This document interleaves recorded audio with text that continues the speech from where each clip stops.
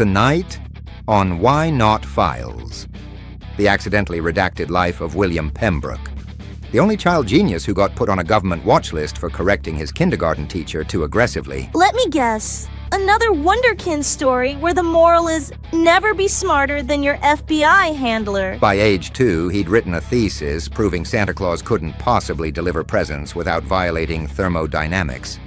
The North Pole sent a cease and desist. Kid sounds like he was 50% neurons, 50% untreated ADHD, and 100% why we can't have nice things. His parents weren't just academics. They were basically a DARPA side project.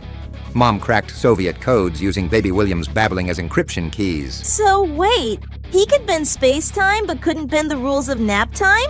Priorities, man. At 5 years old, he solved the Riemann hypothesis, but couldn't solve why the other kids screamed when he explained it using their crayons as props. Spoiler! His greatest invention was a machine that made people wish they'd failed kindergarten. The University of Chicago admitted him at 10, then immediately regretted it when he kept submitting homework in future math they couldn't grade yet. Hold on. His parents used him to peer review their classified research papers. That's not parenting, that's academic warfare. Stick around for how the FBI accidentally recruited him during a Bring Your Kid to Work day, why 3 Nobel Prize winners owe their careers to his stolen lunchbox notes, and the tragic reason his only friend was a janitor who pretended to understand quantum mechanics. Correction. The CIA didn't technically experiment on him. They just observed his potential while he was busy observing the observers. Standard procedure. William was born in Chicago, Illinois, in December 1920. His parents, Professor Eleanor Vance and Dr. Alastair Pembroke, were a pioneering astrophysicist and an accomplished linguist, respectively. Though Eleanor faced skepticism as a woman in academia, her groundbreaking work on stellar spectroscopy earned her a tenured position at the University of Chicago by 1925, a rare achievement for the era. Their home was filled with books, scientific instruments, and lively intellectual exchange. From infancy, it was clear William was different, with a mind that absorbed information at an astonishing rate. Doctors speculated he had hypothymesia, an extraordinary memory condition, though his parents kept this private to protect him. They were both astonished and humbled by his intellectual gifts. His upbringing was a unique blend of academic rigor and creative exploration. Even before he was born, his mother read him passages from scientific journals and classic literature. Their home library contained works in English, Spanish, German, and Sanskrit, all of which his parents had mastered. They nurtured both his mind and body, though William later confided in diaries that their relentless focus on his intellect left him emotionally adrift. His mother dedicated herself entirely to his intellectual development. His nursery wasn't filled with typical baby toys, but with mobiles featuring astronomical charts and linguistic symbols. By 4 months, he recognized constellations. At 6 months, his first word was quasar, and by 8 months, he was speaking in complete sentences. Wow, my first word was food. This kid's was dying star. Already setting the tone, huh? Correction. Quasars are actively dying. So technically, his first word was a cry for help. By his first birthday, he comprehended abstract concepts and followed complex instructions in multiple languages. At 18 months, he was reading newspapers and discussing current events. His parents hired tutors to verify his abilities. One noted he could recite entire pages of Goethe's Faust in German after a single reading. He effortlessly acquired Italian, Russian, and Mandarin Chinese from their extensive library. At 2 years old, he began to express original ideas, formulating hypotheses about the universe and writing poetry in several languages. One poem, scribbled in a mix of Sanskrit and English, pondered the loneliness of celestial bodies, a metaphor that haunted his later writings. His intellectual curiosity was insatiable.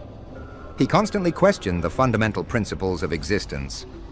At 3, he delved into advanced calculus and theoretical physics, poring over textbooks that challenged even graduate students. To contextualize his progress, his father arranged informal exams with university colleagues who begrudgingly acknowledged his genius. By 5, he had developed his own system of symbolic logic, though he struggled to explain it to others, a frustration that foreshadowed his later social struggles. His parents knew his education required a radically different approach. Traditional schooling was inadequate for his extraordinary intellect. However, their attempts to enroll him in specialized institutions met with skepticism.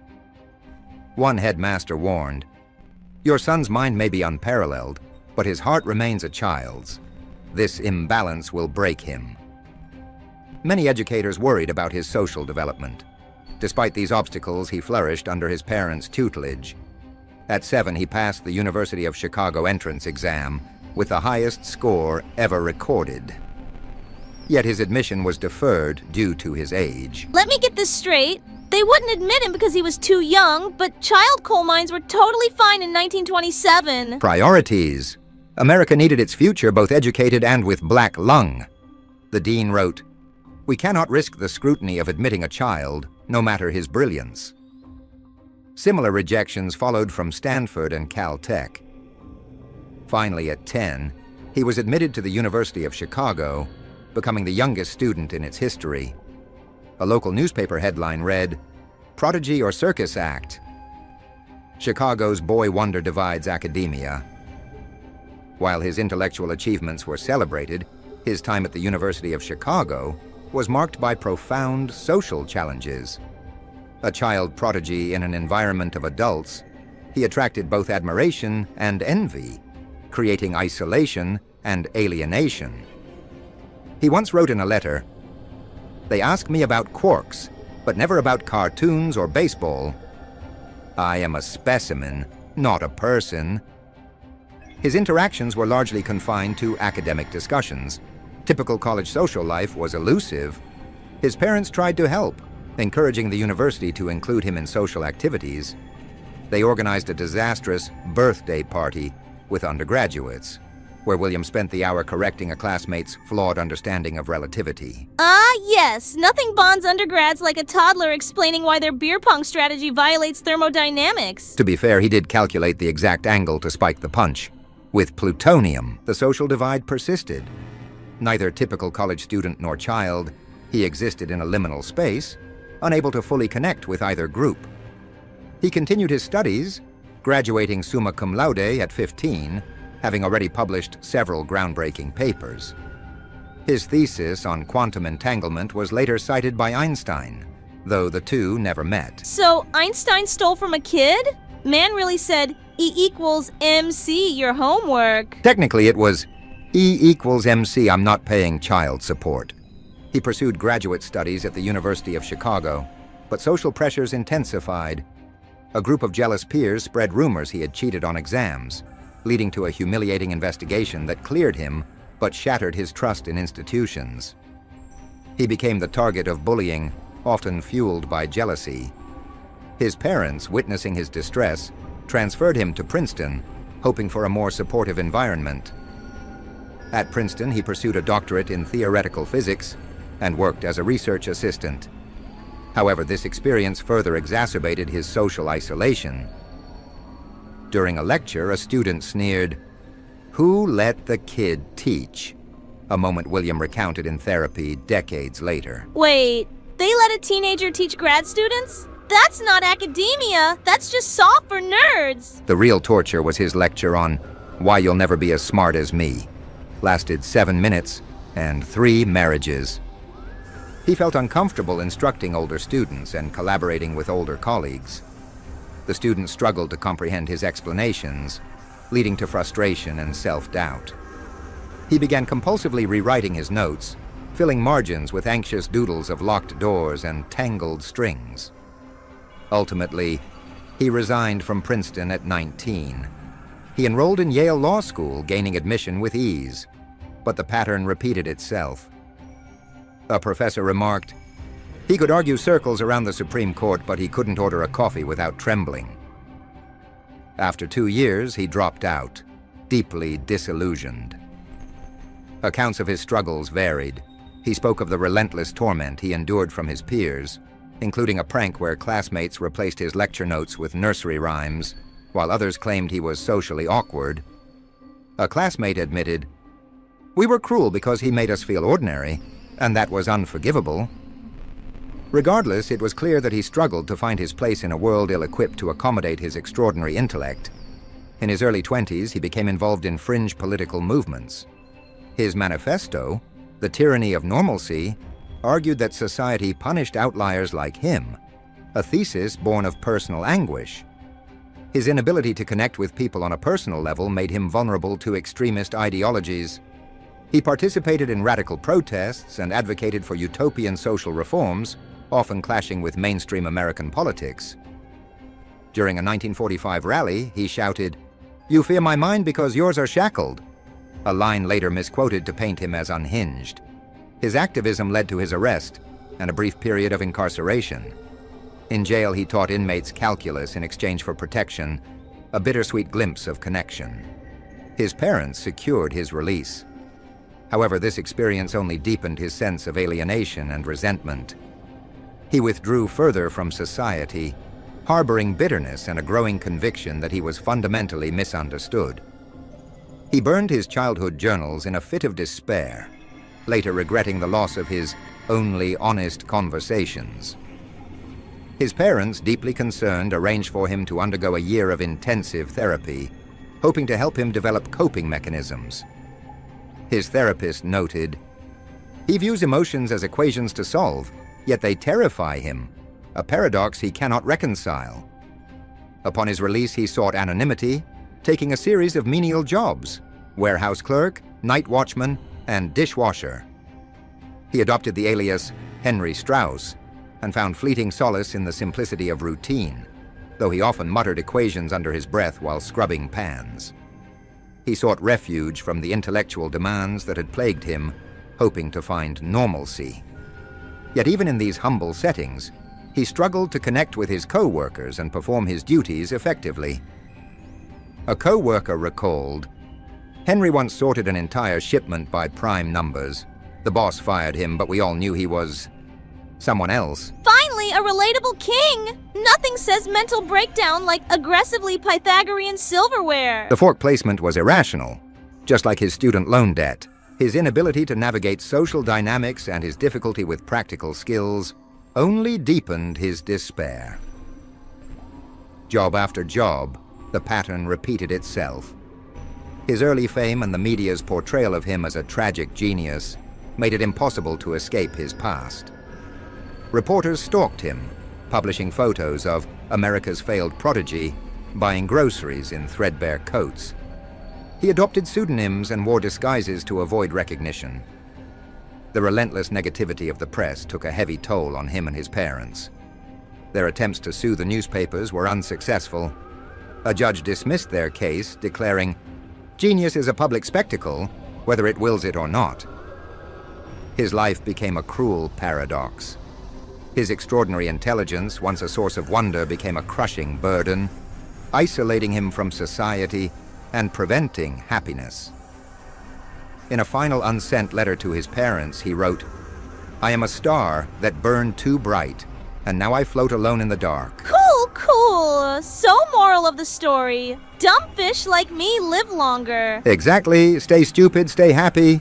And if you are a genius, for God's sake, fake a food allergy. His heartbroken parents died in despair, their obituaries reduced to footnotes in their son's infamous legacy. In January 1967, he was found dead in his sparsely furnished apartment, the victim of a stroke. Welp, time to binge-watch Paw Patrol to feel better about my wasted potential. Blorp! He was 46 years old, alone and impoverished, a stark contrast to the luminous promise of his youth. His landlady, unaware of his identity, donated his few possessions to charity, including a dusty box of equations scribbled on napkins, later auctioned for millions. His life became a cautionary tale, a stark reminder that even the greatest gifts can become a curse. Yet in quiet circles, scholars still debate his unpublished theories, wondering what might have been had the world been kinder. They say the truth is out there. Yeah? Well, so is herpes. Okay, wow, thanks for killing the mood in literally 2 seconds. Doesn't mean you should go looking for it, just saying. The truth is overrated, also dangerous, like gas station sushi. Anyway, here, we dig into real stories.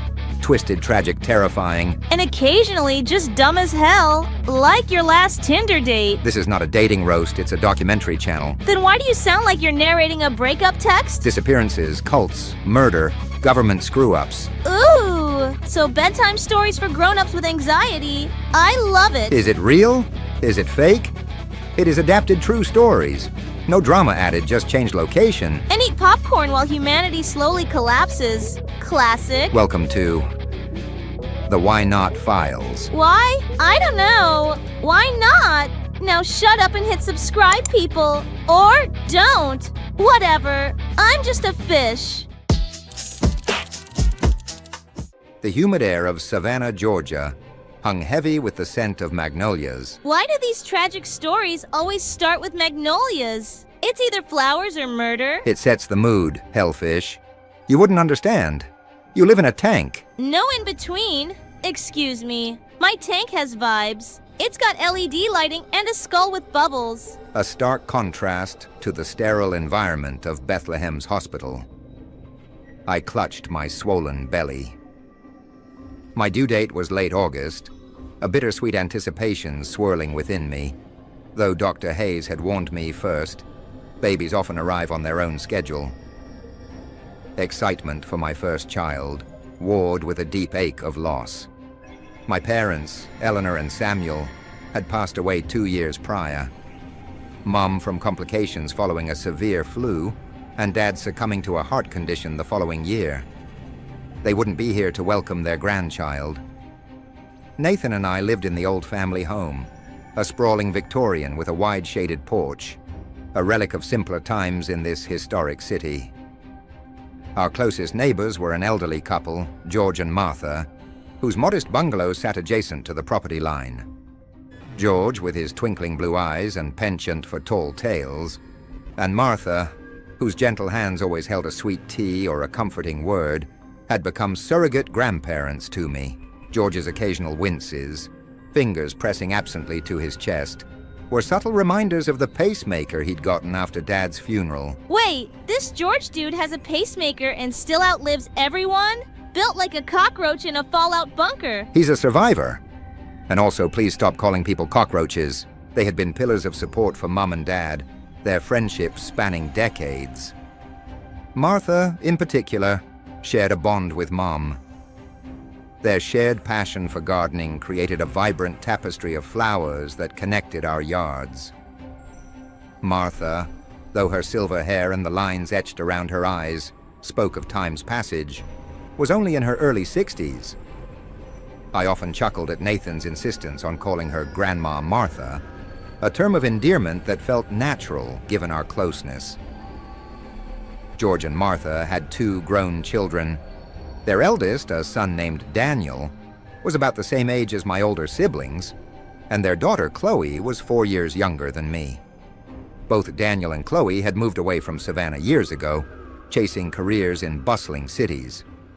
Daniel worked as a software engineer in Austin, Texas, and Chloe was a chef in New York City.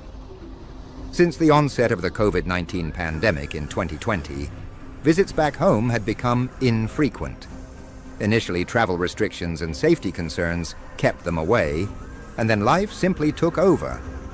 Phone calls and video chats became the primary mode of connection, with me often facilitating these virtual gatherings, patiently guiding George and Martha through the intricacies of Nathan's smartphone. George and Martha, despite owning a basic flip phone, struggled with technology. The frustration mounted with dropped calls and frozen screens. Understanding their longing for their children, I never hesitated to bridge the digital divide. These calls, though filled with laughter and updates, also revealed snippets of the children's lives. Daniel's financial struggles as he supported a young family of 5, and Chloe's demanding work schedule at a high-end restaurant, leaving her little time for travel. Daniel's in Austin with 5 kids. Damn, that dude's out there making replica humans. Hellfish, raising a family, it's not like spawning 1,000 eggs. Exactly. I do my parenting in under 3 minutes. Evolution wins again. As the years passed, George and Martha's sadness deepened, especially during holidays. They watched as other families in Savannah celebrated reunions, their homes filled with the joyous chaos of children and grandchildren. Their own home, once vibrant with youthful energy, remained quiet. My siblings, though scattered across the country, made the effort to return to Savannah, particularly around Memorial Day, to visit Mom and Dad's graves in the historic Bonaventure Cemetery. My home became the central gathering point, a place where memories were shared and laughter echoed, but the absence of Daniel and Chloe was always palpable. The upcoming 4th of July celebration was particularly poignant. Martha, her eyes filled with a familiar yearning, confided in me. She presented me with a delicate gold locket and a matching ring, family heirlooms passed down through generations. She asked me to sell them. I was taken aback. Did she really try to sell heirlooms just to get her kids to visit? That's not sad. That's heartbreaking with interest. Yeah. It's the kind of emotional debt that doesn't come with a bailout. Hallmark should hire this lady and pay her in tears. Grandma Martha, you know Nathan and I are always here to help. If you need anything, groceries, medical care. Martha's request, however, wasn't about their daily needs. The money from the jewelry was intended to fund plane tickets for Daniel and Chloe, a chance to bring her children home for the holiday. The logistics of coordinating travel from 2 different cities, the expense of last-minute flights, and the physical limitations of their age made it nearly impossible for George and Martha to visit their children. The unspoken hope was that their children would come to them. My heart ached for my neighbors. The thought of Martha parting with these cherished pieces, symbols of family and history, was deeply unsettling. While Nathan and I could easily cover the cost of the tickets, it wasn't our place. The desire for family connection should come from Daniel and Chloe, yet I couldn't refuse Martha's heartfelt plea. Nathan and I carefully packed the jewelry and took it to a reputable antique dealer in the historic district.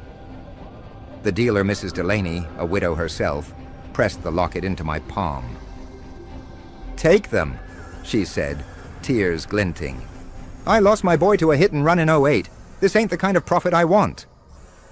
She refused to buy it, save for a promise to bring the baby by someday. Mrs. Delaney straight up rejected the sale and gave a grief speech. What is this? Antique Roadshow, sad edition? It's called Humanity, Hellfish. Pass. I'm more of a sarcasm and popcorn kind of creature. Since Mrs. Delaney refused to buy the jewelry, I and Nathan quietly took money from our own savings and gave it to Martha. So I kept the jewelry. I reached out to Chloe and Daniel, explaining Martha's sacrifice and their parents' longing. Chloe responded with gratitude and promised to try, but Daniel, burdened by his family's financial strain, regretfully declined. On the morning of the 4th of July, Martha bustled about preparing a feast. The aroma of shrimp and grits, barbecue ribs, and sweet potato pie filled the air. Sweet potato pie, shrimp and grits. This woman cooked like the queen was coming. Shame trauma was the guest of honor. Try having some.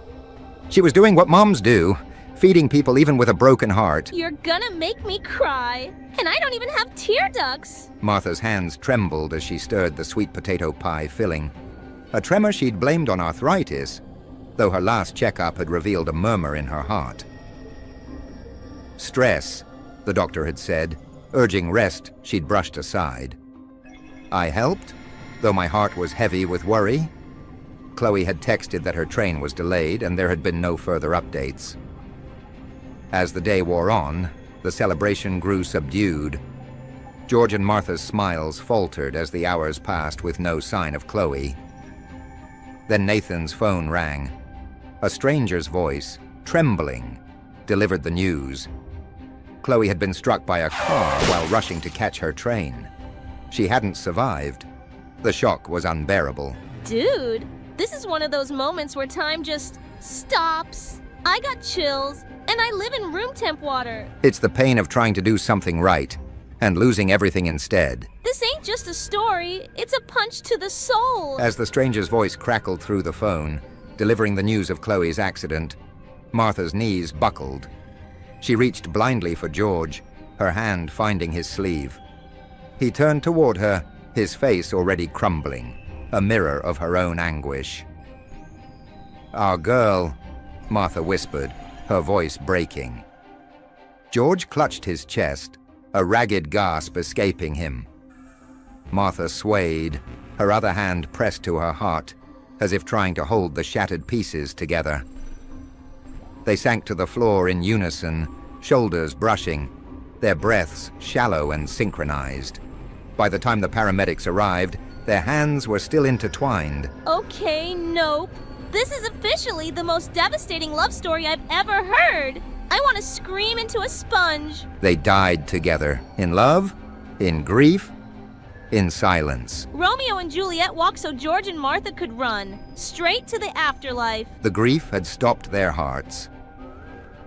In the days that followed, Nathan and I made the necessary arrangements, our own grief compounded by the weight of loss. Daniel arrived 3 days later, his rumpled shirt and hollow eyes betraying the red-eye flight he'd scrounged for. Maxed out the credit card, he admitted, voice raw. Couldn't let them. He broke off, staring at the twin caskets. Nathan clasped his shoulder, wordless. After the funeral, as the last of the mourners dispersed, I approached Daniel. The locket and ring that I kept lay in a small velvet pouch in my hand. "These were your mother's," I said softly, pressing them into his palm. Man, this narrator's handing out emotional trauma like Oprah gave away cars. You get a generational guilt trip and you get a sob story. I'm emotionally bankrupt. Got any tissues for Fins? She wanted them to be a bridge, to remind you and Chloe how loved you were, how precious you both still are to them. Daniel's fingers closed around the jewelry, his knuckles whitening. The locket's engraving, "To Martha, 1975, caught the fading light. Chloe would have..." His voice faltered. "She'd want her kids to have something like this, if she'd ever..." He swallowed hard, unable to finish. "Keep them for your family," I urged. "Let them be a part of your parents' story." He nodded, slipping the locket into his wallet and the ring into his pocket. As summer faded into fall, the crisp September air carrying the first hints of goldenrod and pine, I finally cradled my daughter. 2 weeks past her due date, as if she'd waited for the world to quiet before joining it. I named her Chloe Martha, a tribute to the love that had shaped my home. Named after the two souls that loved hardest and lost hardest.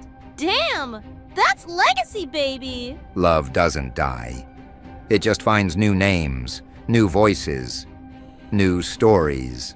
And on quiet evenings when the magnolias bloomed, I would whisper stories of the neighbors who had taught me the price of love and its enduring grace, and of the locket and ring that now bound 2 generations across the miles. Okay, but next episode, can we do aliens or haunted toilets? I need a break from feelings. He was charming, adventurous, successful. Serena thought she married the man of her dreams. Yeah, well, turns out she married a damn PowerPoint presentation with a body count. Could you not ruin the tone in the first 5 seconds? Sorry, my bad. Let me try again.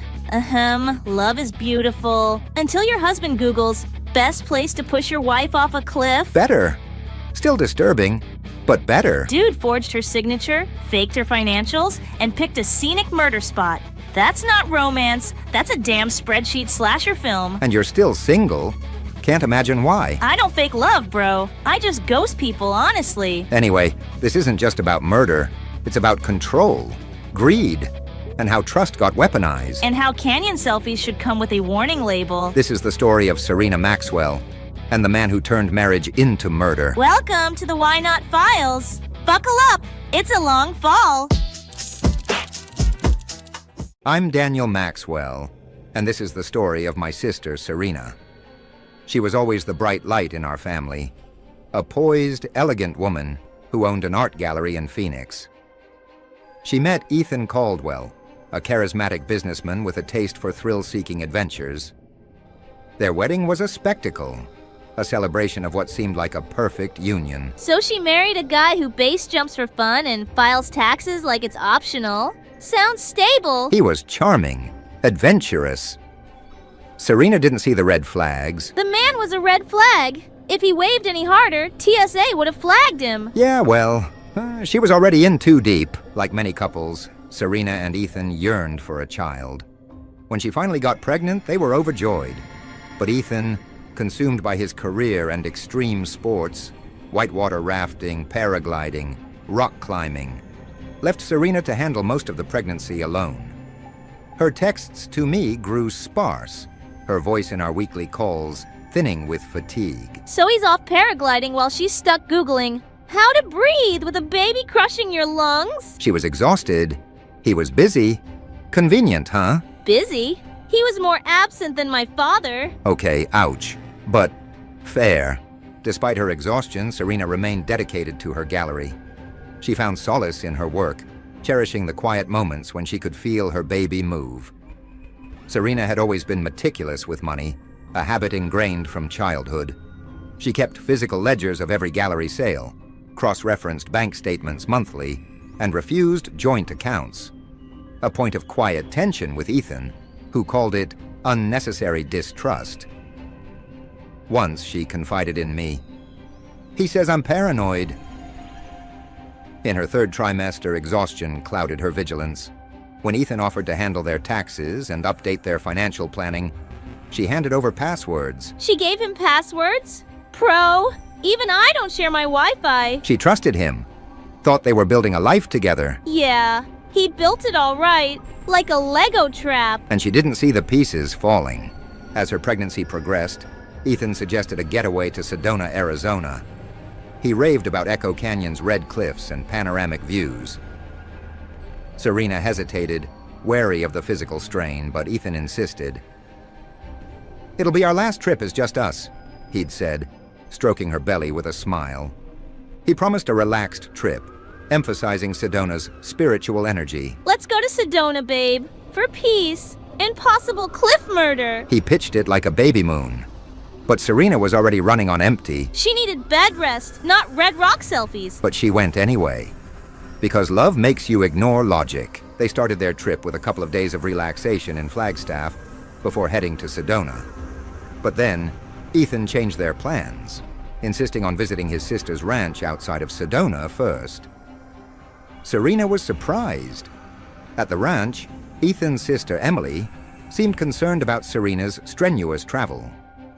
One night over whiskey, Emily would later confess to me that Ethan had asked her to lie. He said Serena wanted a surprise, some maternity photos at the canyon. But when I saw her wincing on the porch, I begged him to cancel. He just smiled and said, "She'll thank me later." Her voice broke. He kept checking his phone that whole weekend, like he was waiting for something. I thought it was work. After a short stay, they finally made it to Sedona and Echo Canyon. The canyon's beauty captivated Serena. Ethan, always the adventurer, suggested they hike to the rim for a better view. Serena later told him that she'd hesitated, her ankles swollen and back aching, but Ethan had already packed their gear. Despite her apprehension, Serena agreed, encouraged by Ethan's reassurances. The climb was tough. Serena's pregnancy made it even harder, and the rocky terrain was treacherous. Ethan offered his hand, but his presence felt more impatient than supportive. He kept walking ahead, a hiker later told investigators, like he wanted her to hurry. When they finally reached the top, the view was breathtaking. Serena, though winded, was exhilarated. They rested, taking in the vastness of the Arizona desert. Ethan seemed preoccupied, constantly looking around as if making sure they were alone. They lingered near the canyon's edge, Ethan insisting on taking numerous photos. He kept asking her to step back for the perfect shot, the witness recalled. He kept saying, "Step back for the perfect shot." What was the perfect part? Her falling. The man was directing her like a horror movie. Except the monster was holding the camera. And she didn't know she was in the final scene. But the way he positioned her, it felt deliberate. Then the unthinkable happened. Serena, posing for a photo near the edge, lost her footing and fell. Her scream echoed through the canyon, followed by a sickening thud. Ethan stood frozen for a moment, a strange detachment in his eyes. Then he rushed down the trail, flagged down a hiker, and breathlessly explained that his pregnant wife had fallen. He just stood there. That man's got the emotional range of drywall. His face didn't even break, just blank. That's not shock. That's satisfaction on mute. And the show wasn't over yet. The hiker and others looked into the canyon, but Serena was nowhere to be seen. The authorities were called and a rescue team descended. They found Serena's lifeless body at the bottom, her unborn child lost as well. The initial investigation ruled it an accident. The autopsy showed Serena had suffered multiple traumatic injuries. The coroner noted the angle of her fall. Not a slip, more like a forceful push. But without witnesses, it stayed buried in the report. I was devastated, but Ethan's behavior was unsettling. While my family and I grieved, he seemed strangely detached, his sorrow muted.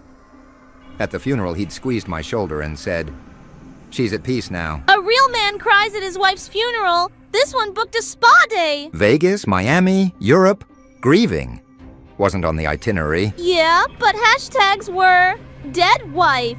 Who? Disgusting, but accurate. A month after the funeral, Ethan went on extravagant trips to Las Vegas, Miami, and even Europe. He stayed in luxury hotels and flaunted his travels on social media, seemingly erasing any memory of Serena. My suspicions grew. I couldn't reconcile his behavior with the grief of a man who had lost his wife and child. Driven by a need for answers, I began my own investigation, starting with Serena's finances. I hired a forensic accountant, a grizzled ex-auditor named Marjorie who'd seen every trick in the book. We discovered a troubling pattern. Serena, always careful with money and abhorring debt, had suddenly accumulated a large amount of it across several banks. The transaction seemed completely out of character. The bank records revealed more than forged signatures. Ethan had scheduled loan appointments during Serena's obstetrician visits, ensuring she'd never see the alerts. She's gone, and now her bank accounts are too? Real classy, Ethan. He forged loans, backdated paperwork, all while she was at doctor visits. That's not a husband. That's a damn malware in human form. And Serena never saw the virus coming. He'd call the banks right after her ultrasounds, Marjorie said, cross-referencing timestamps. He knew she'd be distracted. A teller at First National recalled a charming, insistent man who'd waved off requests for spousal consent, claiming Serena was too pregnant to come in. He'd even presented a notarized power of attorney, later proven fake, its seal stolen from a document in their home office. We found the original notary stamp in Serena's desk, the detective told me, under a stack of gallery invoices he thought you'd never check. My investigation led me to the banks. Bank employees revealed that Ethan had initiated the loans, signing the documents using Serena's name, in the months leading up to her death. My unease deepened. I then looked into Serena's life insurance policy. I learned that Ethan had increased her coverage, naming himself as the sole beneficiary, shortly before the Sedona trip. He doubled it 3 weeks before the hike, the adjuster admitted, backdated the paperwork to make it look routine. The life insurance adjuster admitted fault. Ethan had faxed the amended policy from Serena's gallery letterhead, her signature pixel perfect. But the agent hadn't called to confirm. Company policy for low-risk existing clients. When I showed him Serena's real signature, shaky from morning sickness on her last loan application, he paled. "The system flagged it," he mumbled. But Ethan said she had carpal tunnel from painting. We believed him. The substantial payout explained his sudden wealth and extravagant lifestyle. The pieces fell into place. I realized that Ethan's grief was a facade, a carefully constructed act to conceal a sinister plot. I believed he had manipulated Serena, burdened her with debt, and then murdered her for the insurance money. Armed with this evidence, I went to the Yavapai County Sheriff's Office in Arizona. I presented my findings, outlining my suspicions, and providing the financial records and insurance documents. Initially skeptical, the detectives were swayed by the evidence and my testimony. After that, the authorities reopened the investigation.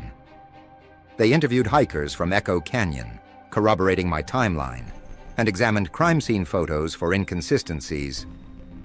The detectives focused on Ethan's account, noting discrepancies and contradictions. He claimed Serena slipped while taking a selfie, but his description of the fall and his actions seemed implausible.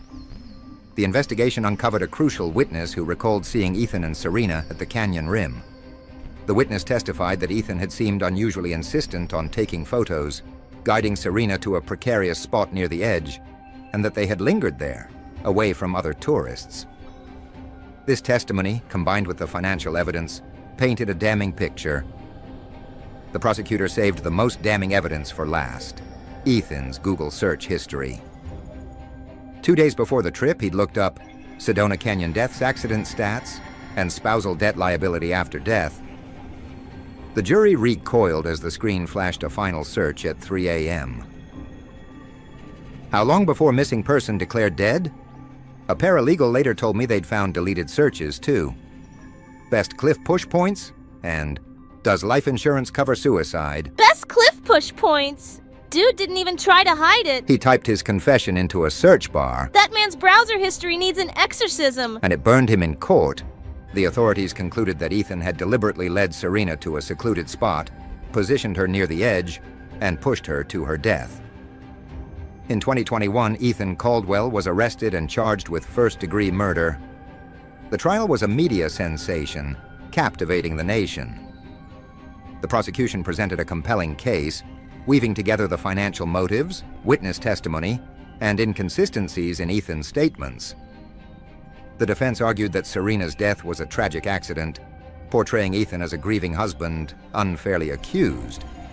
They hired a charismatic psychologist who claimed Ethan's detachment was dissociative amnesia, a trauma response. But under cross-examination, he faltered.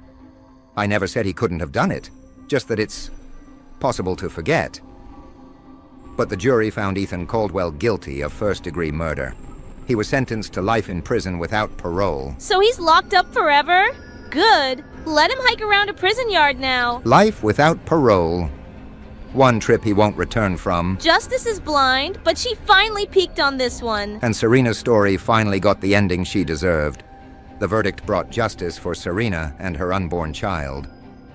I, though still grieving, found some solace in knowing her killer was brought to justice. The case served as a chilling reminder that evil can lurk beneath even seemingly perfect relationships, and that the pursuit of truth can uncover the darkest of secrets. At Ethan's sentencing, the judge said it best.